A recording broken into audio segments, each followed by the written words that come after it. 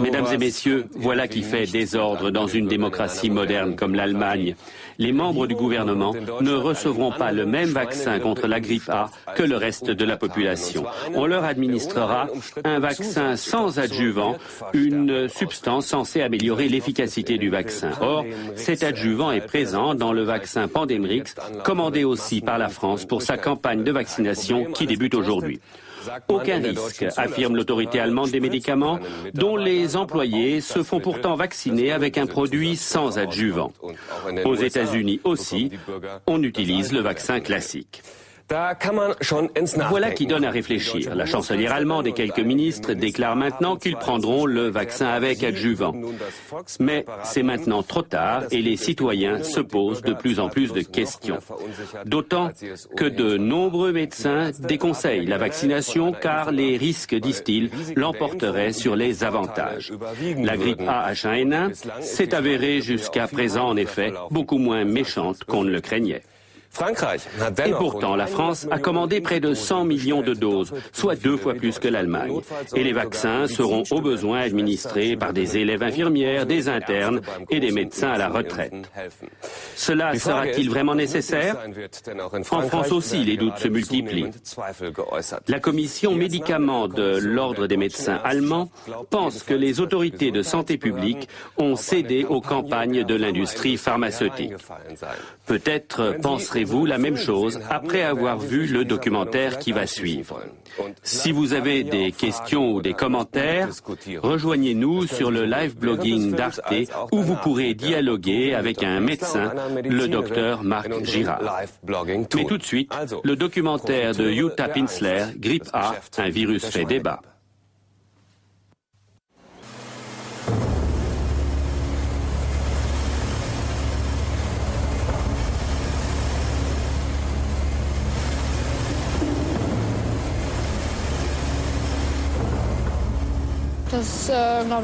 C'est de l'alarmisme. C'est une grippe comme les autres. Je pense que c'est juste pour faire de l'argent et je suis totalement contre. Personne ne peut me dire ce qui m'attend si je me fais vacciner. La psychose est pire que la grippe. J'imagine que les groupes pharmaceutiques veulent se remplir les poches. Printemps 2009. Un dangereux virus, celui de la grippe A, initialement appelé grippe porcine, semble menacer l'humanité. L'OMS est très préoccupée par ce qui se passe au Mexique et aux États-Unis. Oui, nous avons affaire à un nouveau virus de grippe humaine qui présente un assez gros risque. Ce virus est contagieux et se transmet facilement d'une personne à l'autre. Avril 2009. Les premiers cas d'une grippe nouvelle sont signalés au Mexique. Cette annonce plonge le pays dans la panique. Les médias du monde entier ne parlent plus que de ce virus extrêmement contagieux, le H1N1. L'Organisation mondiale de la santé expédie des containers de médicaments pour les premiers soins. Le virus semble faire des victimes chaque jour. Je pense que les chiffres enregistrés au Mexique sont déjà faussés à la base.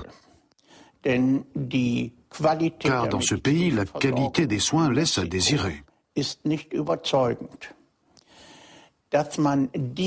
Pour moi, il était plus que précipité de monter ces chiffres en épingle pour justifier un plan de pandémie. Oui, il y a eu des erreurs qui ont été faites au mois de juillet lorsque on a continué à hospitaliser des cas qui étaient des cas bénins en plus grand nombre, et donc on a eu essentiellement, on a appliqué d'une façon rigide le plan comme s'il s'agissait de la grippe aviaire, du H5N1, avec des taux de létalité, de mortalité beaucoup plus importants. On ne sait toujours pas précisément aujourd'hui combien de personnes meurent effectivement du nouveau virus H1N1. Au cours des premières semaines, le gouvernement mexicain annonce 159 décès. Mais très vite, le ministre de la Santé revoit ce chiffre nettement à la baisse. Selon lui, le virus n'aurait fait que 26 morts. L'OMS continue d'enregistrer tous les décès dans le monde. Mais ces chiffres ne sont que des estimations, car tous les pays ne font pas de prélèvement systématique à chaque soupçon. Et un autre facteur les rend suspects. La première question à se poser, c'est à quelle fréquence ils ont cherché ce virus et si c'est la même que l'an passé. S'ils ne l'ont pas cherché du tout en 2008 et qu'ils affirment avoir un grand nombre de cas en 2009, on ne peut pas comparer. Il se peut très bien que ce chiffre soit exactement le même que d'habitude. Si on avait cherché plus tôt, on aurait pu trouver un virus du cheval, du vison, du sanglier, du canard, car on constate régulièrement que certaines séquences se retrouvent aussi chez les animaux. Et on lui aurait trouvé un joli nom comme la grippe porcine aujourd'hui. Mais ça n'aurait rien changé à son caractère ou à sa dangerosité. Pour nombre d'esprits critiques, cette grippe est bénigne. Mais pour les experts de l'OMS, le virus est très dangereux. Nous devons prendre les pandémies de grippe au sérieux, car elles peuvent rapidement s'étendre à tous les pays du monde. Toutes les mesures prises pour empêcher la propagation du virus échouent. Fin avril, des médecins déclarent les premiers cas en Europe. Le 11 juin, l'OMS passe au niveau maximum d'alerte.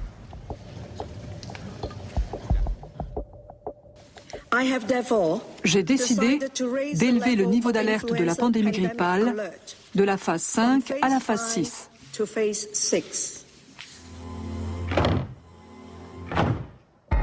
Le niveau 6 engage les États membres de l'OMS à mettre leurs plans nationaux de lutte contre la pandémie en œuvre et à commander vaccins et médicaments.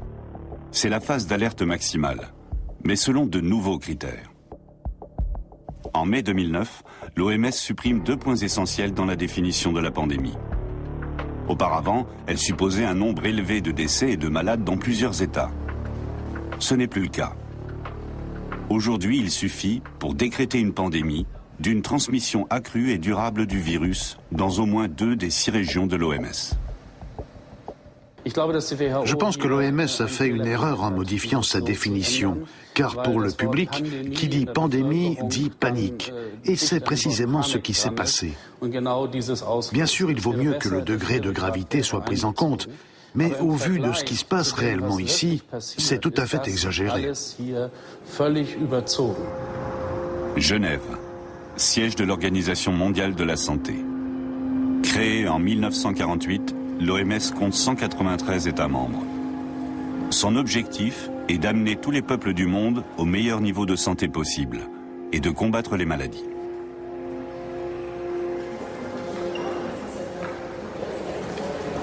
Dominique Legros est le coordinateur de la cellule de crise de l'OMS.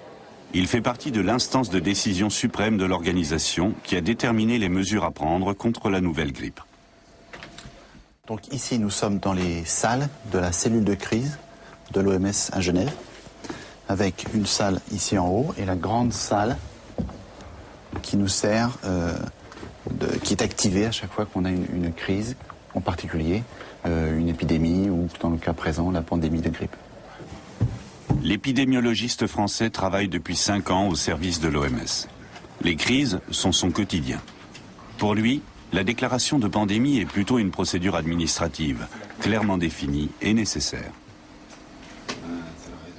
La décision de passer d'un niveau 4 à 5 et puis à 6 était basée sur des critères techniques qui avaient été prédéfinis à l'avance, et en particulier des critères d'expansion géographique.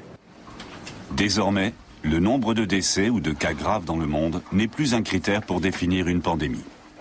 Pourtant, les mesures prises par la plupart des États après le déclenchement de l'alerte s'appuient surtout sur ces données.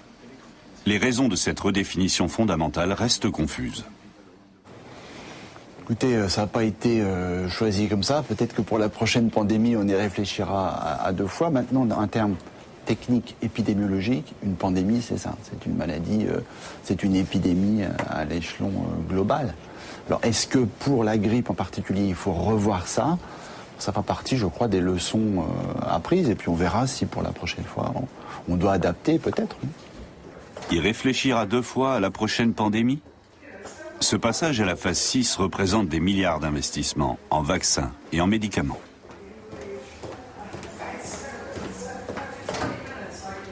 Si l'OMS n'avait pas changé ses critères lui permettant de décréter une pandémie, effectivement, tout ce commerce n'aurait pas été possible à cette échelle-là, du moins, parce que les recommandations de l'OMS, elles ne sont pas obligatoires pour les pays, mais il y a une très forte pression politique. Quel homme politique dira non, moi je n'achète pas ou je ne commande pas du Tamiflu ou des vaccins? La phase 6, celle de la pandémie, vaut pour le monde entier. En Allemagne aussi, on s'équipe. L'Institut Robert Koch, qui conseille le gouvernement allemand pour toutes les questions de surveillance et de prévention des maladies, prend les mises en garde de l'OMS au sérieux. Il recommande d'augmenter les réserves d'antiviraux et de commander des vaccins. Coût de l'opération, plus d'1 demi-milliard d'euros. Les spécialistes berlinois s'attendent au pire.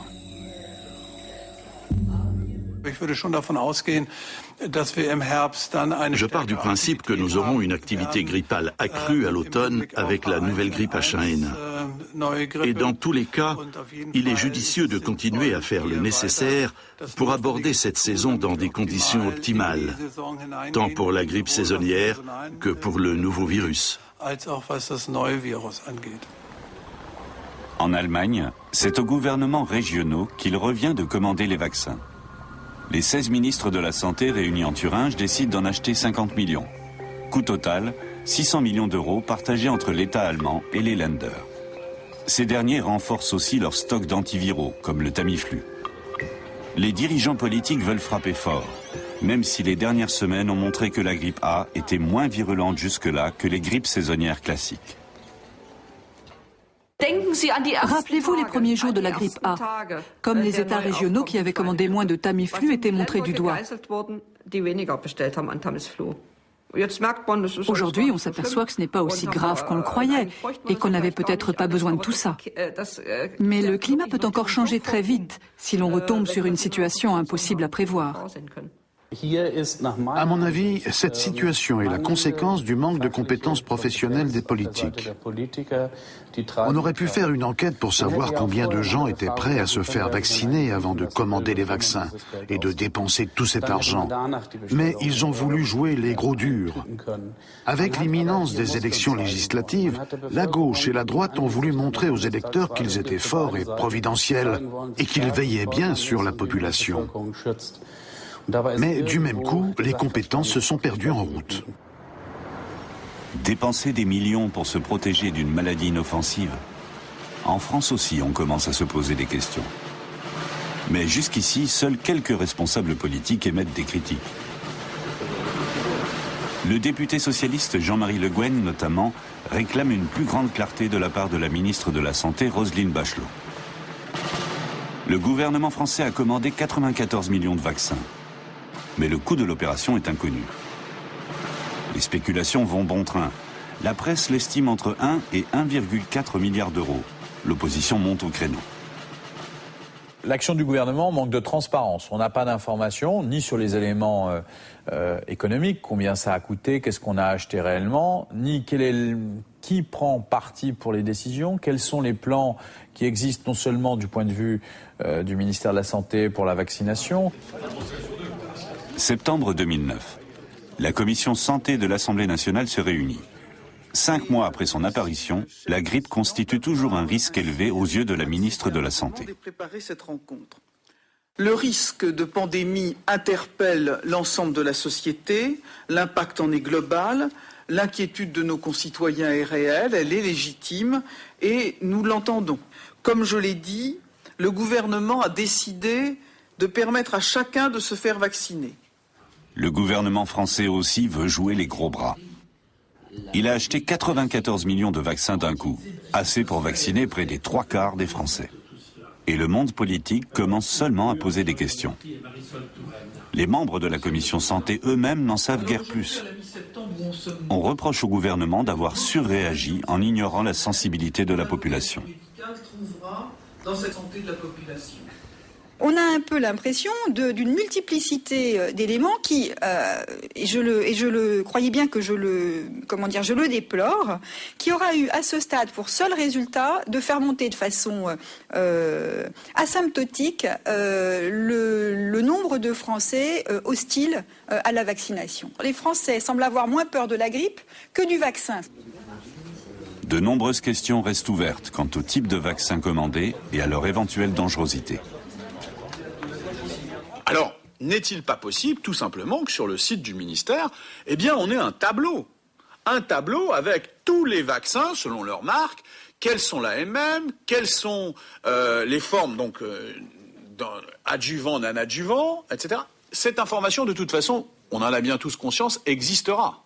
L'Assemblée nationale décide de créer une commission. Sa mission, faire le point sur la suite des mesures à prendre, en particulier au sujet des vaccins. C'est un début, même s'il est tardif. Alors là, c'est pas très grave parce que pour l'instant, la pandémie n'est pas d'une intensité très importante. Il n'y a pas, Dieu heureusement, beaucoup de malades graves et même de morts. Mais on voit bien que si ces petits défauts de communication étaient intervenus sur une situation sanitaire très dégradée, alors il y aurait eu beaucoup de problèmes. Sous sa forme actuelle, le virus H1N1 semble inoffensif. Mais les premiers mois, la panique l'emporte dans le monde entier. Au Mexique, les matchs de football se jouent dans des stades vides. On désinfecte régulièrement le métro de la capitale et tous les rassemblements publics sont annulés.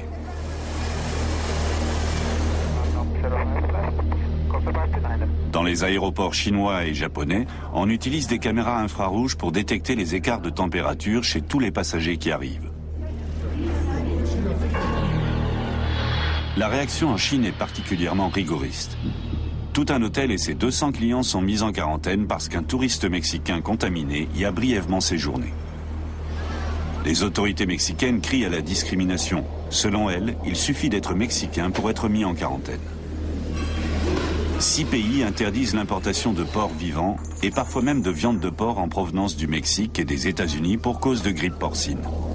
Il est pourtant prouvé depuis longtemps que les animaux ne transmettent pas la maladie. Le gouvernement égyptien ordonne l'abattage de 350 000 porcs. Des éleveurs furieux se révoltent. Le monde entier sombre dans la panique à cause d'un virus non seulement bénin dans sa forme actuelle, mais dont la structure de base est déjà connue. La découverte du premier virus dit de la grippe porcine remonte aux années 30. Premièrement, ce virus n'est pas nouveau. Il s'était déjà largement répandu chez l'homme. La dernière fois, il avait touché les États-Unis après la guerre du Vietnam.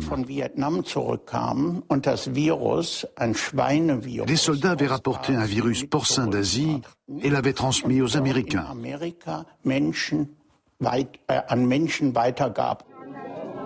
États-Unis, 1976. Le gouvernement, qui craint 1 million de morts, veut frapper fort pour écarter cette menace. 45 millions d'Américains se font vacciner contre la grippe porcine. Des experts constatent alors que plusieurs centaines d'entre eux souffrent de paralysie évolutive due au vaccin. Et on lui attribue le décès de 25 d'entre eux. Un seul patient semble avoir réellement succombé aux symptômes de la grippe. La campagne de vaccination est interrompue. En réalité, le lien entre ce virus et le porc est assez ténu. Car si, à l'origine, ces virus se sont bien développés sur des oiseaux ou des porcs, ils ne peuvent devenir fortement pathogènes que lorsqu'ils sont transmis d'homme à homme. Cela se passe essentiellement par la toux ou l'éternuement. Dans la majorité des cas, le virus H1N1 déclenche une forme relativement légère de la grippe et les symptômes disparaissent au bout de quelques jours. Eric est en quarantaine depuis 1 semaine. Il n'a pas le droit de quitter son domicile et doit éviter au maximum les contacts avec d'autres.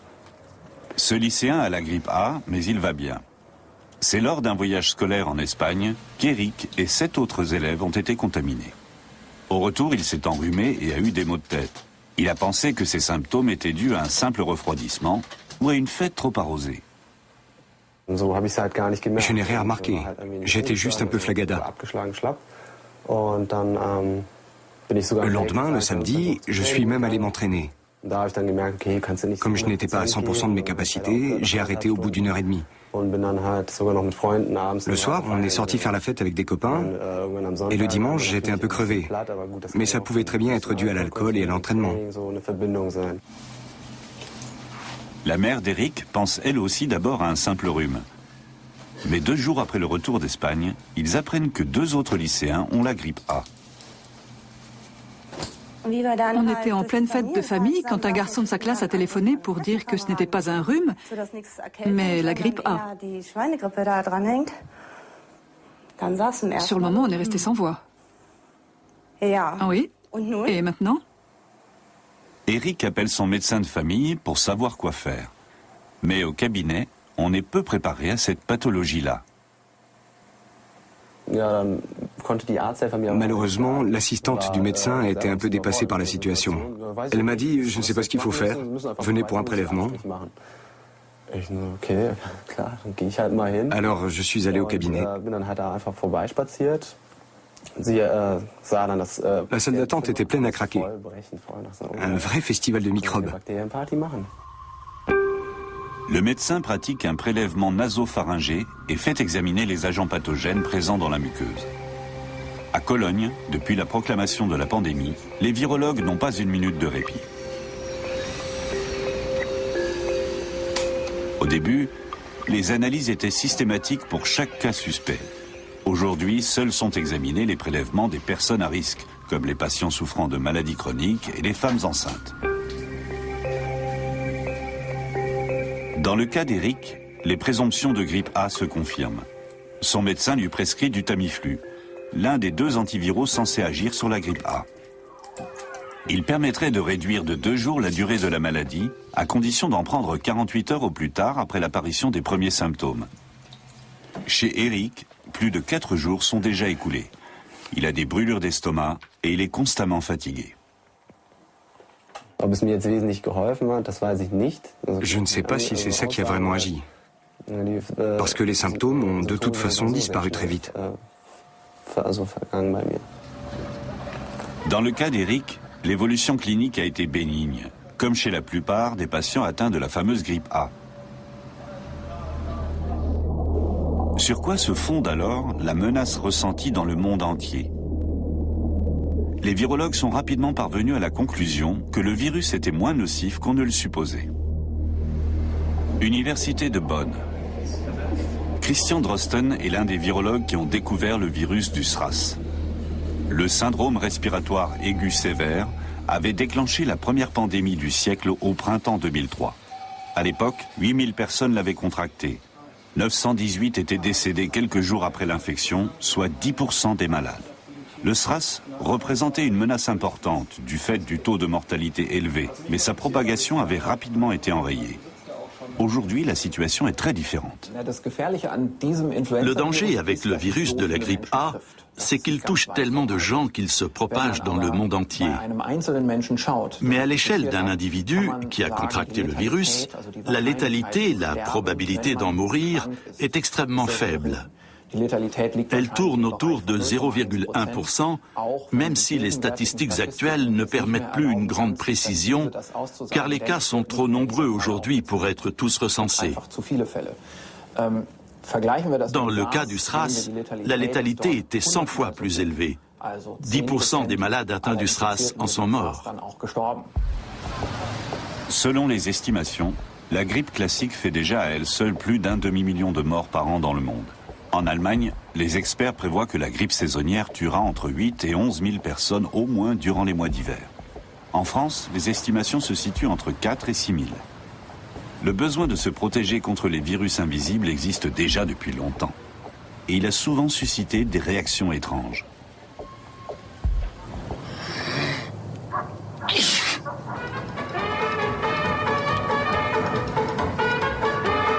Unter der Grippeabwehrhaube Marke Agrippina gerät man zwar leicht ins Schwitzen, aber dafür können einem die kranken Nachbarn ruhig etwas husten.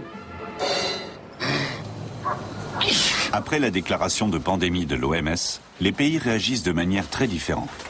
À Taïwan, les autorités sanitaires déconseillent de parler dans les ascenseurs. Paris recommande aux Français de renoncer à la traditionnelle bise pour se saluer. Mais très peu s'y tiennent. Même l'Église catholique y va de ses consignes. L'archevêque de Naples interdit aux fidèles d'embrasser le reliquaire de San Gennaro comme il le faisait depuis des siècles. Une solution simple et sensée pour se protéger contre tous les virus, se laver fréquemment les mains. Autant de mesures de précaution efficaces, mais peu intéressantes commercialement parlant, en particulier pour les fabricants de médicaments. Le VFA défend les intérêts de 39 laboratoires pharmaceutiques allemands. Ici, on met vivement en garde contre les risques éventuels. Jusqu'ici, la dangerosité du virus est encore très faible. Mais une petite mutation peut changer cela quasi instantanément.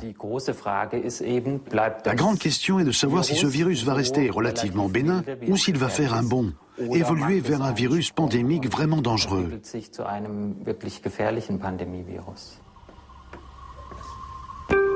L'industrie pharmaceutique et l'OMS sont unanimes. Face à la menace mondiale de grippe A, le recours aux médicaments s'impose. Car il faut protéger la population.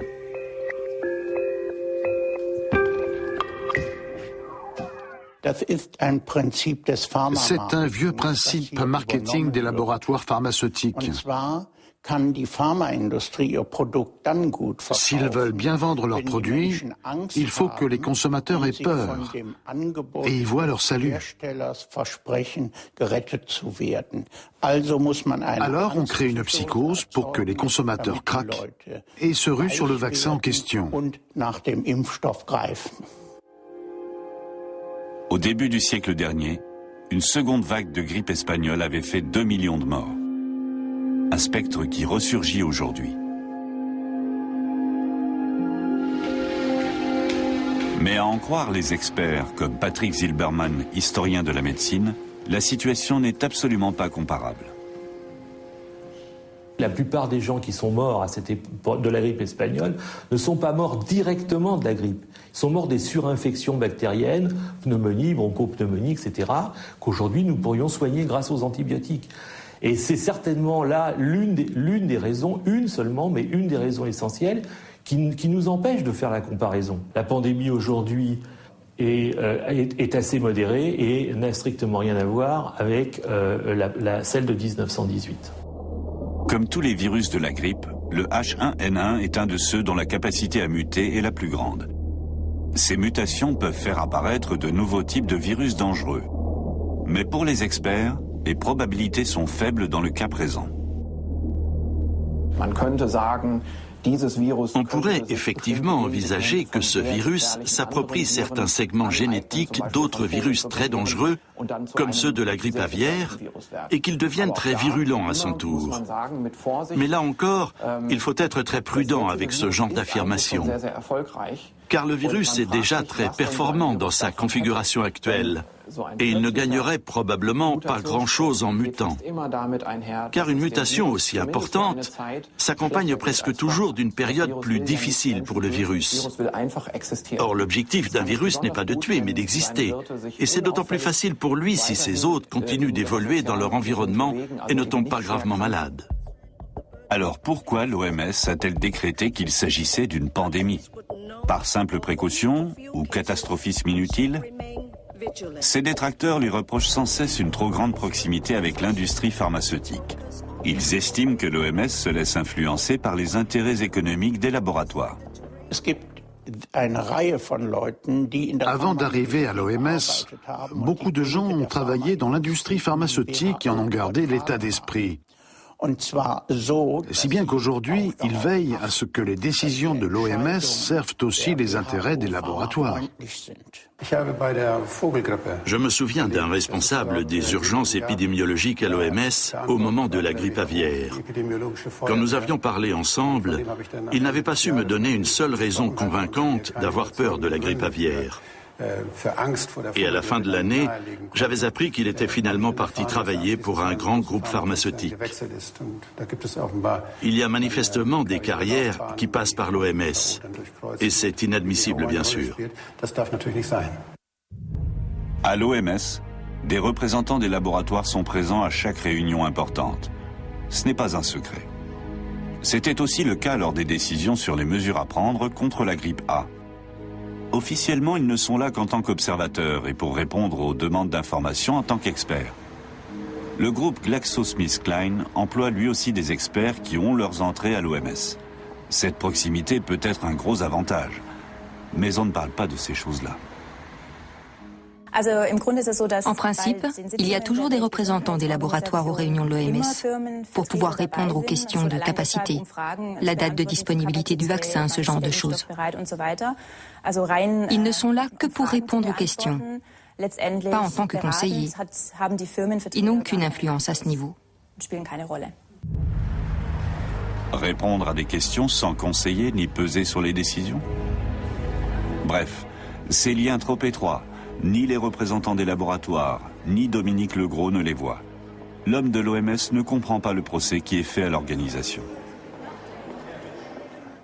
On travaille avec l'industrie dans le sens où ce sont eux qui produisent les vaccins. Il faut bien sûr travailler avec eux. D'autre part, sur des réunions, sur des réunions où on décide de mesures, de conseils de santé publique, etc., les industries pharmaceutiques ne sont pas présents. Ne votent pas, n'ont pas de droit de décision sur ces mesures-là.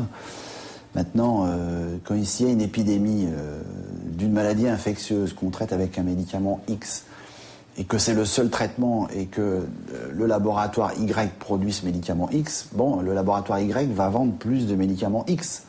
Mais je pense que avant de critiquer le fait que ce laboratoire Y fait de l'argent grâce à la maladie en question, il faut déjà se réjouir qu'il y ait ce médicament X sur le marché.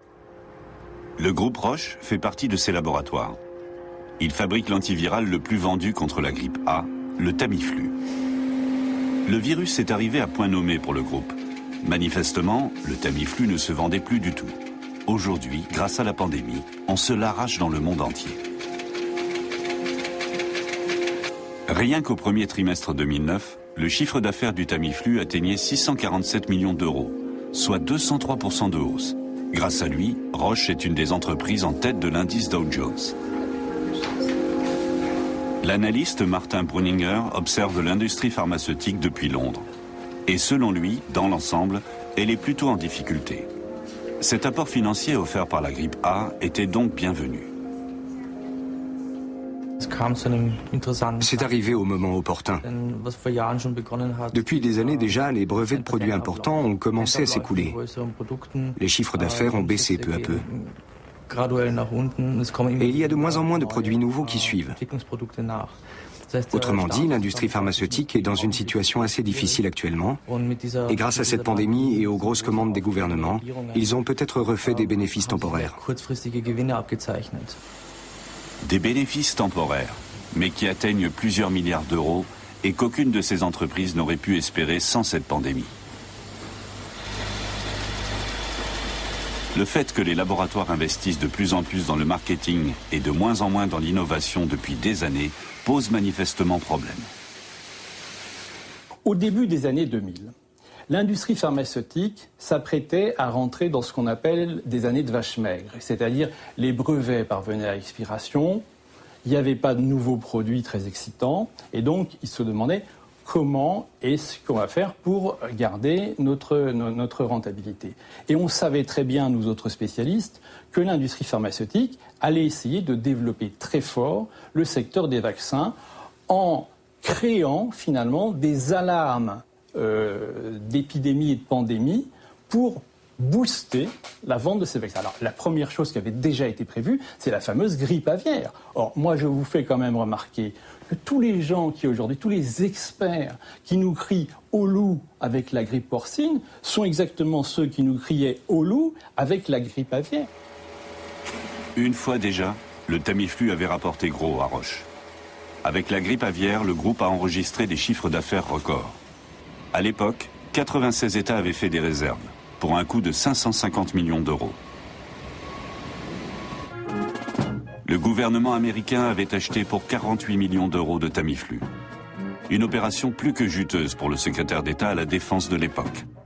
Car Donald Rumsfeld était à la fois actionnaire et président du conseil de surveillance du groupe américain qui a élaboré le Tamiflu et qui en détient toujours le brevet.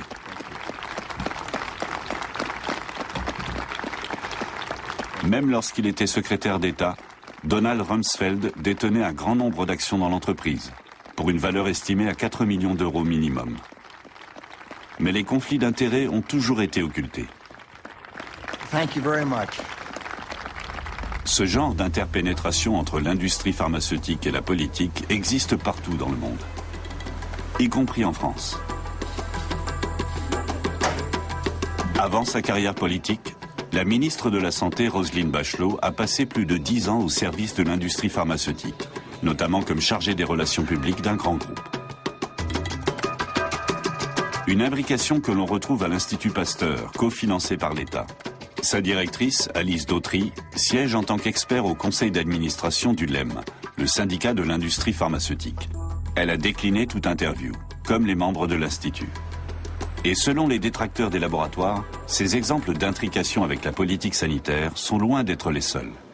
L'ancien président de l'INPES, Institut national de prévention et d'éducation à la santé, est passé avec armes et bagages au LEM. LEM, les entreprises du médicament, c'est le syndicat de l'industrie pharmaceutique.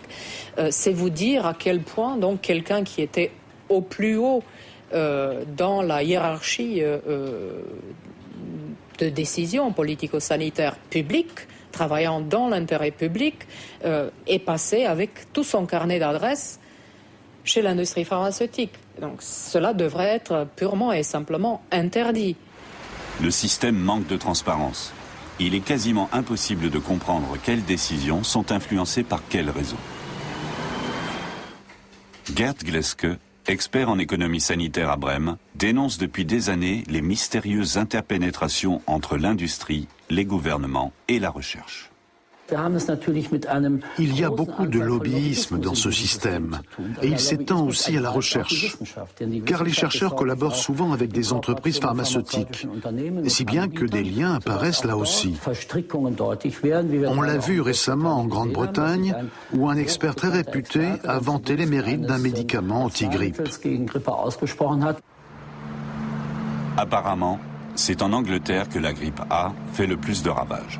C'est en tout cas le pays qui a pris les mesures les plus radicales contre le virus. Chaque Britannique peut se procurer lui-même ses médicaments grâce à une hotline téléphonique. Le gouvernement a constitué des réserves d'antiviraux pour plus de 80% de la population. Et à cela s'ajoute une commande de vaccins d'une valeur de 180 millions d'euros environ. Sir Roy Malcolm Anderson, le recteur de l'Imperial College de Londres, conseille l'OMS et le gouvernement dans la lutte contre le virus. Il a publiquement défendu les remèdes anti-grippe. Depuis, des journalistes britanniques ont découvert que le chercheur percevait un salaire de 136 000 euros par an de GlaxoSmithKline, un groupe pharmaceutique qui tire des milliards d'euros de la vente du nouveau vaccin. Le ministère et le groupe pharmaceutique démentent tout conflit d'intérêts. Selon eux, Sir Roy Anderson ne participait pas directement aux décisions en matière de lutte contre la grippe. Je ne crois pas un instant qu'il s'agisse de cas isolés. Pour l'Allemagne aussi, je pourrais vous nommer et vous trouver de nombreux experts de la santé qui ont des contrats de consultants et qui, à ce titre, font de la publicité pour certains produits, certaines thérapies en particulier. Le lobby pharmaceutique est particulièrement puissant en Allemagne. Les entreprises fixent elles-mêmes les tarifs des médicaments sous brevet, qui ne font même pas l'objet de négociations comme dans d'autres pays d'Europe. En Allemagne, les caisses d'assurance maladie doivent rembourser les médicaments quel que soit leur prix. Tous les efforts du monde politique pour changer cet état de fait ont échoué. Le lobby pharmaceutique serait-il plus fort que le souci de protéger les citoyens ? Stimuler l'industrie est manifestement plus important ici que la protection de la santé. Transparency Allemagne dénonce depuis des années ce système de santé sujet à la corruption et aux escroqueries. À en croire l'ONG, la régulation politique y est inexistante. Des études médicales sont falsifiées, des administrations se laissent influencer et les risques sont tus. Les gens pensent toujours qu'il y a des instances de contrôle dans les ministères et les commissions publiques. Mais les conflits d'intérêts et l'interdépendance croissante entre ceux qui y travaillent et les fabricants sont tels que ce contrôle disparaît quasiment.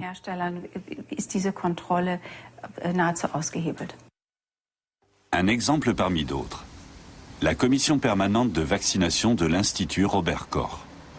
C'est elle qui recommande les vaccinations nécessaires et remboursées par les caisses d'assurance maladie. Les membres de la commission sont des médecins-chercheurs dont les projets sont en partie financés par l'industrie pharmaceutique. Le président de cet institut public n'y trouve rien à redire.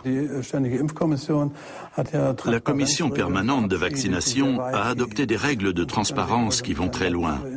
Sur Internet, vous trouvez des informations sur ses membres. Ces règles doivent être parmi les plus strictes actuellement à l'échelle internationale.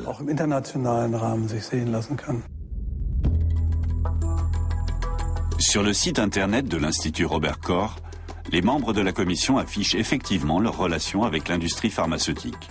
Et chez quasiment tous ces chercheurs, on trouve des liens qui pourraient mener à des conflits d'intérêts.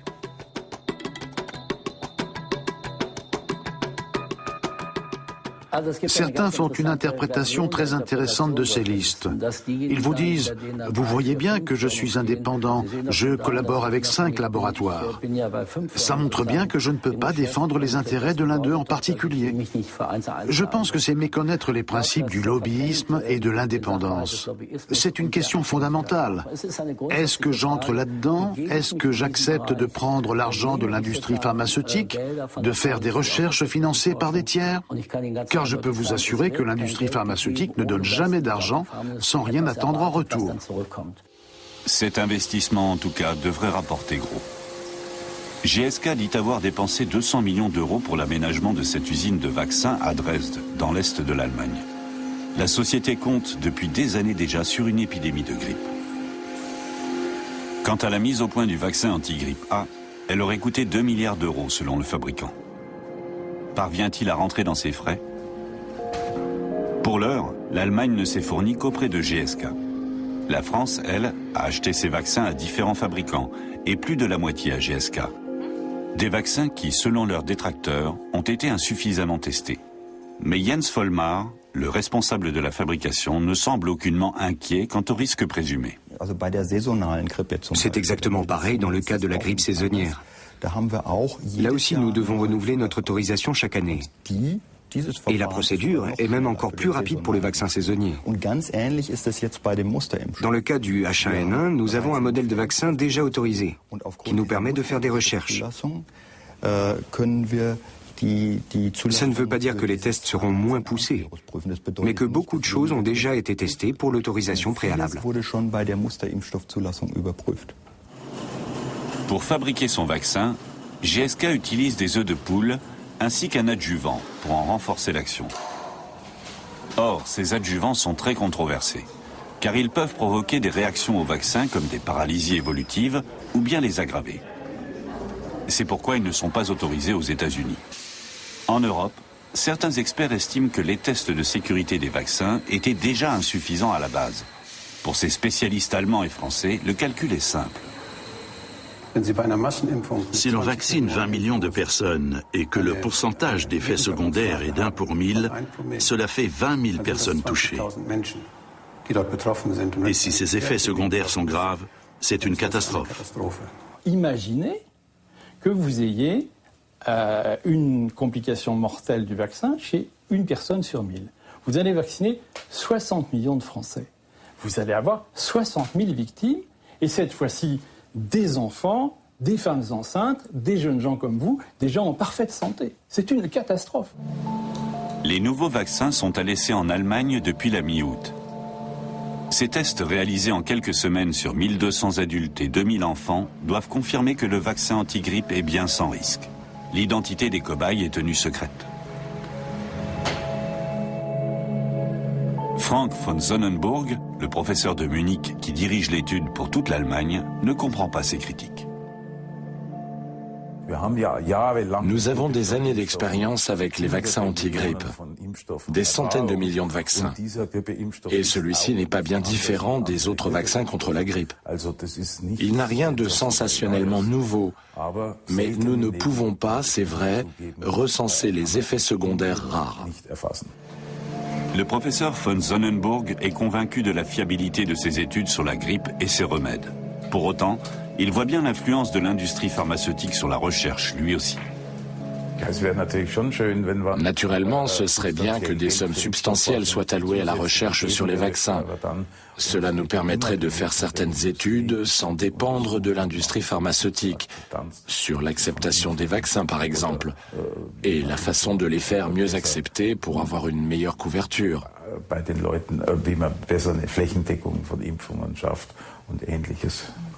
Ce n'est pas possible actuellement. C'est difficile, car il n'y a plus beaucoup d'argent. C'est l'industrie qui paie la majeure partie de la recherche sur les vaccins.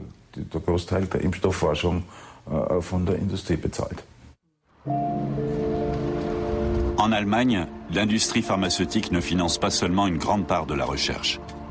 Elle a aussi une influence considérable sur les lois. L'épidémiologiste et député social-démocrate Wolfgang Wodarg a déjà vu l'association des fabricants-chercheurs VFA à l'œuvre au Bundestag. Le VFA est si puissant qu'il lui est même arrivé d'acheter l'abrogation d'une loi au gouvernement allemand. Nous avions fait une loi de régulation des prix pour les médicaments sous brevet et le VFA a versé plusieurs millions de Deutschmark à l'époque pour qu'elle ne soit pas mise en application. L'argent est allé aux caisses d'assurance maladie avec la complicité du gouvernement. Les fabricants ont bien versé de grosses sommes aux caisses, nul ne le conteste. Et la loi de régulation des prix n'a jamais vu le jour. Aujourd'hui comme hier, ce sont les entreprises qui fixent les prix des médicaments sous brevet. Le Tamiflu, lui aussi, soulève de nombreuses interrogations. On passe souvent ses effets secondaires sous silence, tandis qu'on idéalise volontiers ses bienfaits. Oxford, en Angleterre. Son illustre université passe pour l'une des meilleures du monde. En règle générale, les études menées ici jouissent d'une grande considération et font autorité.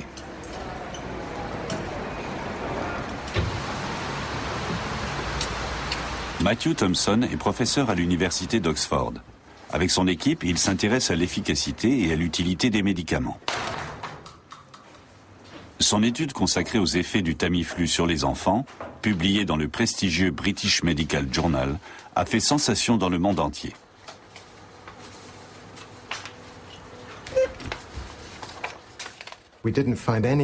Nous n'avons trouvé aucune preuve que ces médicaments réduisaient les risques de graves complications ou d'hospitalisation. Et nous n'avons trouvé aucun bienfait pour les enfants asthmatiques, connus comme patients à risque. En revanche, nous avons décelé des effets secondaires. Ainsi, un enfant sur 20 qui prendra ce médicament se sentira mal et vomira. Et cela pourrait contribuer à sa déshydratation.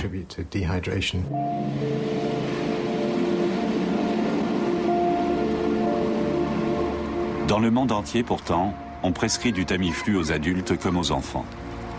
Au début, chacun y avait même droit à la moindre suspicion. Mais pourquoi les gouvernements commandent et recommandent-ils un médicament aussi controversé? Pourquoi n'a-t-on pas davantage étudié ses effets au préalable? C'est étonnant que personne d'autre ne l'ait fait avant nous. Égoïstement, nous redoutions que d'autres nous précèdent. Nous avons travaillé d'arrache-pied pour publier nos résultats au plus vite, sans négliger leur qualité scientifique. N'importe qui d'autre aurait pu faire cette recherche. Toutes les études que nous avons utilisées étaient disponibles gratuitement sur Internet, à l'exception d'une pour laquelle nous avons dû contacter le fabricant. Les chercheurs d'Oxford ne sont pas les seuls à douter de l'utilité du médicament. Au Japon, des rapports publiés dès 2005 révèlent que des adolescents se seraient défenestrés après avoir pris du Tamiflu.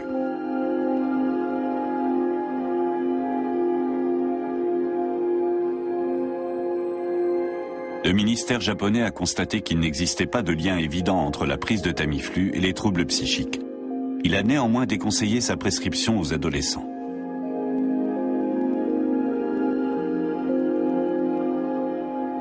En Europe aussi, depuis 2007, la notice d'utilisation doit obligatoirement mettre en garde contre les effets secondaires possibles. Crampes, troubles du comportement et de la conscience, hallucinations, délires et blessures dues à des accidents. Des morts au Japon, des effets secondaires et des doutes quant aux bienfaits du Tamiflu. Une bien mauvaise publicité pour une entreprise gérée dans un souci de rentabilité. Si mauvaise qu'en septembre 2009, Roche passe à l'offensive. Le laboratoire convie des journalistes du monde entier à une conférence de presse. À la tribune, de hauts responsables du groupe et un médecin venu du Canada, le docteur Anand Kumar. Ce dernier commence par expliquer ce qui ne va manifestement pas de soi, ni pour lui, ni pour son sponsor. Je n'ai pas d'action chez Roche. Je ne fais partie d'aucune instance consultative. Je ne suis pas payé pour être là. Mais l'une de mes études à l'université est financée par Roche. C'est OK pour vous? À vous de décider si vous me croyez ou non. Puis c'est l'entrée en matière, avec une invocation incantatoire de la peur de la maladie. Le docteur Kumar décrit concrètement le niveau de gravité qu'elle peut atteindre. Ces gens sont probablement les plus malades que j'ai jamais rencontrés. Puis David Reddy, le directeur de la cellule pandémie de Roche, explique qu'aucun des effets secondaires qui ont pu être observés n'est lié au Tamiflu. Pour lui, il s'agit tout simplement de symptômes de la grippe. La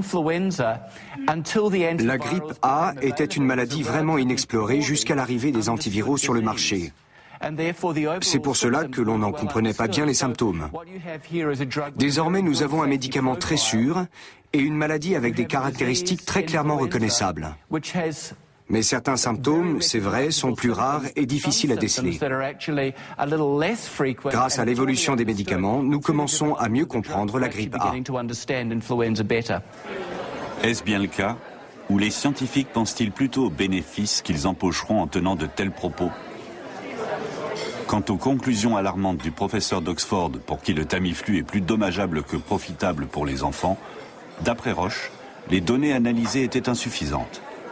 Les chercheurs avaient pourtant contacté le groupe pour obtenir toutes les données. Ces gens ne disposaient pas de toutes les données que nous avons fournies à l'Union européenne pour obtenir notre licence. Ces données montrent qu'un des 2 enfants atteints de la grippe A, qui n'avait pas eu de Tamiflu, a eu des effets indésirables lui aussi. Et ces effets étaient quasi identiques dans les 2 groupes. Mais jusqu'où les affirmations du représentant de Roche sont-elles fiables? Un coup d'œil sur l'histoire du groupe suffit pour découvrir qu'il a caché les effets indésirables de certains médicaments et que les accords sur les prix illégaux et la publicité mensongère sont des pratiques courantes chez lui. Dans son essai « Une médecine corrompue », le journaliste Hans Weiss passe en revue 12 pratiques illégales ou contraires à la déontologie des 10 dernières années. La FDA, l'organisme autorisant la commercialisation des médicaments sur le marché américain, a déjà blâmé Roche pour publicité mensongère sur le Tamiflu. Le groupe refuse de s'exprimer à ce sujet. Et le laboratoire GSK n'est pas en reste. Lui aussi a dû acquitter des amendes et des compensations de plusieurs millions, alors qu'il était accusé de manipulation de prix frauduleuse et d'escroquerie aux États-Unis. Hans Weiss décrit tout cela, ainsi que d'autres délits de l'entreprise, notamment la dissimulation d'effets secondaires et des accusations de corruption et d'association de malfaiteurs. Interrogé à ce propos, le groupe ne nie pas les accusations et promet solennellement des améliorations. L'Allemagne et la France ont toutes deux acheté des vaccins à GSK, mais les responsables refusent de s'exprimer sur les conditions financières. C'est un élément du contrat. Les contrats sont faits entre 2 parties. Et ce contrat disait que son contenu devait rester secret. Nous devons donc nous y tenir. Chaque État a négocié secrètement avec GSK et d'autres fabricants. Aucune transparence ici. Il est impossible de savoir quelles décisions ont été prises et comment. Un avantage pour l'industrie pharmaceutique. Les contribuables ignorent ce que l'on fait de leur argent, en France comme en Allemagne. En tant qu'Allemands, nous pourrions le déplorer un peu, mais c'est très clair.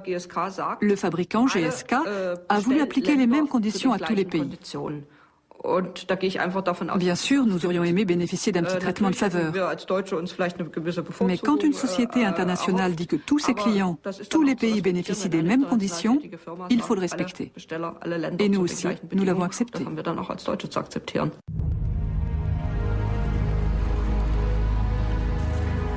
Accepter les conditions d'une entreprise pharmaceutique sans appel d'offres publiques et sans contrôle indépendant?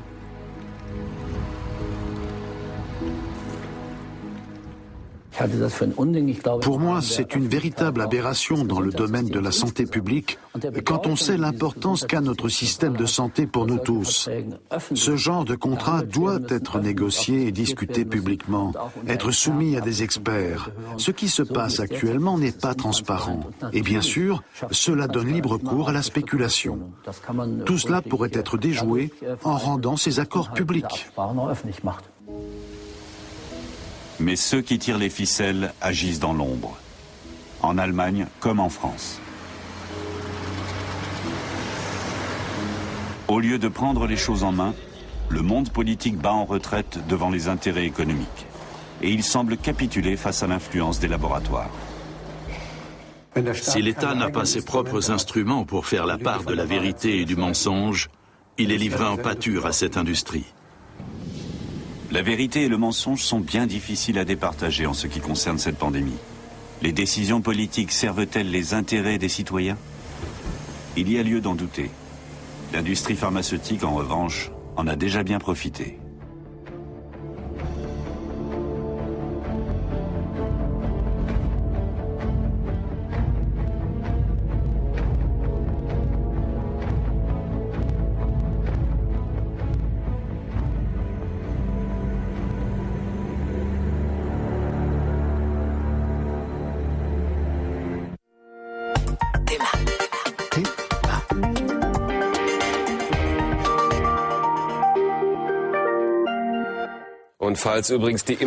Et si en fin de compte les Européens rechignent à se faire vacciner parce qu'ils craignent davantage le vaccin que le virus, les stocks de vaccins inutilisés, mais payés, seraient alors donnés aux pays en développement.